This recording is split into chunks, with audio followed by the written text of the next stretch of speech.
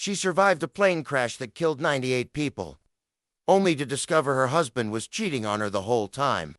This is the story of Emily Shaw, a woman who played the role of devoted wife while hiding a secret that would destroy everyone who betrayed her. The nightmare began at 1 a.m. when Flight 773 crashed at South Haven Isle Airport. Emily was one of only 3 survivors. She woke up in the hospital with a head injury, disoriented and alone. Her first instinct was to call her husband Brian, but his phone went straight to voicemail, again and again.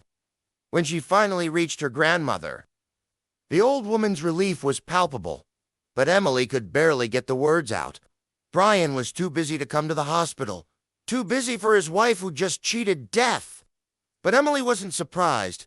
She'd seen him at the hospital earlier that day, escorting another woman to a prenatal checkup. Rachel Dunn! The report said the baby was 3 months along. 3 months? That meant Brian had been cheating while Emily was covering his business trips. Working herself to exhaustion as his secretary and wife, while she was fighting for her life in a burning plane wreckage, he was planning a future with another woman. The confrontation came sooner than expected. Emily tracked him down in the VIP wing of the hospital, where Rachel was getting her ultrasound. Brian's face went cold when he saw her. "Stop, Miss Shaw," he said. "Like she was a stranger. This is the VIP area.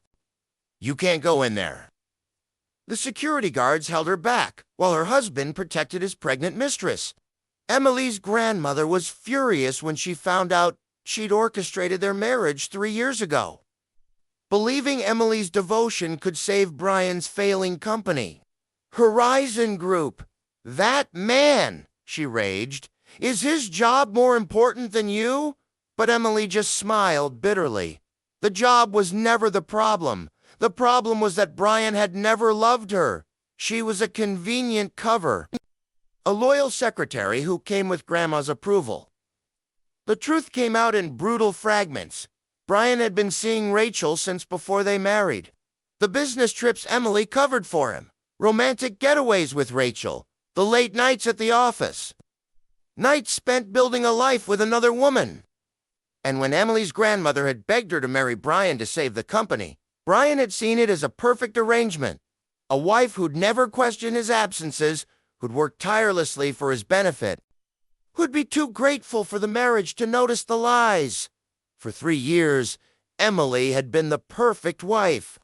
She managed his company, cared for his family, endured his mother's insults about her inability to conceive.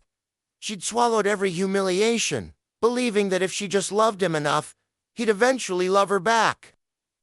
But Brian found her devotion pathetic. "Every disgusting trick you do makes me sick," he told her after she tried to comfort